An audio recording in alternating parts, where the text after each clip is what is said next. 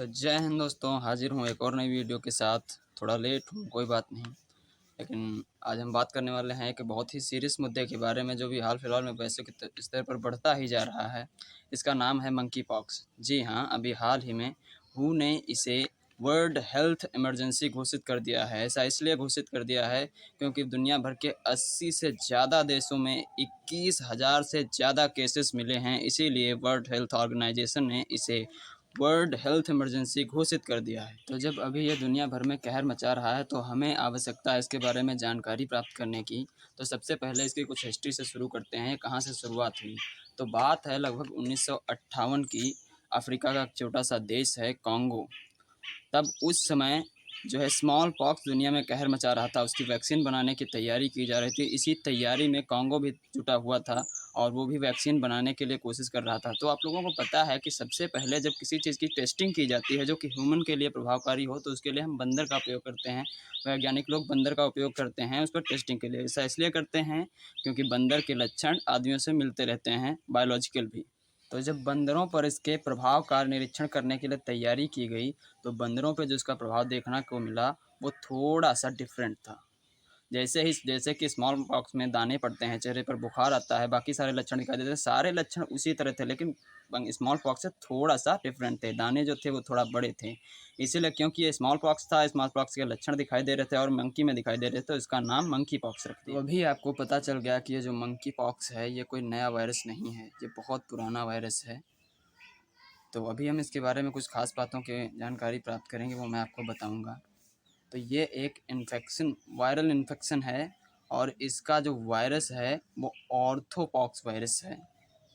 इससे और भी कई सारी बीमारियां होती हैं जो आपको अभी इस फोटो पे दिखाई दे रही होंगी। तो जो ऑर्थोपॉक्स वायरस है, इससे 4-5 बीमारियां होती हैं, उनमें से स्मॉल पॉक्स भी है। इसीलिए वैज्ञानिकों का मानना है जो स्मॉल पॉक्स की वैक्सीन है वो मंकी पॉक्स पे भी काम करेगी पूरी तरह से। WHO के अनुसार जो स्मॉल पॉक्स था वो 1980 के दशक में ही ख़त्म हो गया था, लेकिन जो मंकी पॉक्स है वो इस समय भी दुनिया में कहर मचा रहा है। तो इधर उधर की बातें ना करते हुए सबसे पहले मैं आपको इसके लक्षणों के बारे में बता दूँ। तो इसके लक्षण कुछ इस प्रकार हैं। सबसे पहले तो बुखार आता है, उसके 3-4 दिन बाद ही पूरे शरीर पर दाने पड़ते हैं, चेहरे पर ज़्यादा पड़ते हैं और गले में दिक्कत होती है, सांस लेने में दिक्कत होती है, सीने में दर्द होता है, बार बार बेहोशी भी होती है और पेशाब में भी कमी होती है, आँखों में दर्द होता है, धुंधलापन भी आ जाता है कभी कभी। तो ये सारे लक्षण अगर आपको दिखते हैं तो आप जांच कराइए तुरंत। तो अभी आप लोगों को पता चल चुका है कि इसके लक्षण क्या हैं। अब प्रश्न ये है कि ये फैलता कैसे है। तो मैं आपको बताता हूँ। ये प्रत्यक्ष संपर्क में आने से फैलता है। कपड़े हो गए, बर्तन हो गए या कोई ऐसी चीज़ जो संक्रमित व्यक्ति यूज करता है, आप उसे यूज कर लेते हैं। बॉडी से निकलने वाले तरल वो भी हैं, आप उनके संपर्क में आते हैं तो भी फैलता है। और हाँ, जैसा कि मैंने कहा कि प्रत्यक्ष संपर्क, तो इसके अंतर्गत सेक्स भी आता है, लेकिन ये कोई STD यानी कि सेक्सुअल ट्रांसमिटेड डिसीज नहीं है। तो अगर अभी बात करें इसके उपचार की, तो जैसा कि मैं पहले ही बता चुका हूँ कि इसके लक्षण और इसका वायरस, जैसा कि ऑर्थोपॉक्स है, ये स्मॉल पॉक्स से ही स्मॉल पॉक्स की तरह ही है, तो इसकी वैक्सीन जो है स्मॉल पॉक्स की वैक्सीन है, इस पर काम करेगी। लेकिन भारत सरकार फिर भी इसके लिए पर्सनल वैक्सीन बनवाने का प्रयास कर रही है। तो अभी हम बात करते हैं कि भारत का क्या हाल है, इसके बारे में भारत क्या कह रहा है। तो भारत में अभी तक मिले आंकड़ों के अनुसार भारत में अभी तक 9 केस हैं, जिसमें से 5 केरला में हैं और 4 दिल्ली में हैं। पहला केस था जो 14 जुलाई को केरला में मिला था, जो कि आदमी वहाँ जो इससे संक्रमित है वो UAE से आया था। हालांकि अभी हमें कोई घबराने की ज़रूरत नहीं है, थोड़ी सी सावधानी बरतेंगे तो इससे कोई ज़्यादा दिक्कत नहीं होगी। वैसे भी इससे मरने का रेशियो जो है वो 10% है। और अभी हाल फिलहाल की एक और बात बताते हैं आपको। जब कोरोना आया था तो सारे लोग चाइना पे ब्लेम कर रहे थे कि जो कोरोना है इसने फैला है, लेकिन अभी जब अमेरिका में सबसे ज़्यादा लगभग केस मिलते ही जा रहे हैं, तो चाइना अमेरिका को ब्लेम कर रहा है। चाइना का लीडिंग सोशल मीडिया प्लेटफॉर्म जो है वीवो है, उस पर ट्रेंड कर रहा है। लगभग 50 मिलियन से ज़्यादा भी लोगों ने इस पर पोस्ट किए हैं इस बारे में कि जो ये मंकी पॉक्स है ये अमेरिका ने फैलाया है सब। तो इन दिनों सोशल मीडिया पे ये जंग छिड़ी हुई है।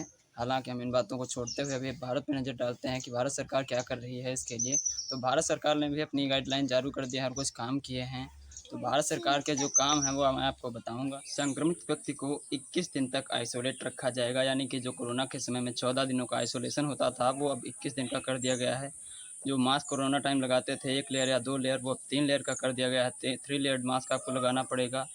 और जो घाव हैं, जो मंकी पॉक्स से घाव हो जाते हैं, तो आपको बिल्कुल ठीक हो जाने तक उन घावों को ढक कर रखना पड़ेगा। संक्रमित या संदिग्ध व्यक्तियों का इलाज करने वाले स्वास्थ्य कर्मियों को भी 21 दिनों तक आइसोलेट रखा जाएगा। उनमें जब तक पूर्ण रूप से लक्षण विकसित ना हो जाएं तब तक उन्हें आइसोलेट रखा जाएगा।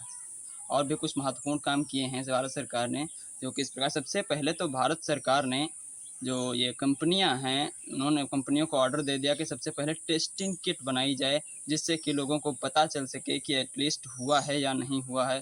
दूसरा काम जो सबसे पहले है वो कंपनियों को वैक्सीन बनाने का ऑर्डर दे दिया है, और इसकी लास्ट डेट, वैक्सीन सबमिशन की लास्ट डेट जो है 10 अगस्त रख दी गई है। इसके अलावा जो हमारी संस्था है ICMR, उसने कहा है कि हमने मंकी पॉक्स का वायरस कलेक्ट कर लिया है। जिस भी कंपनी को वैक्सीन बनाने के लिए वायरस चाहिए वो हमसे ले सकता है।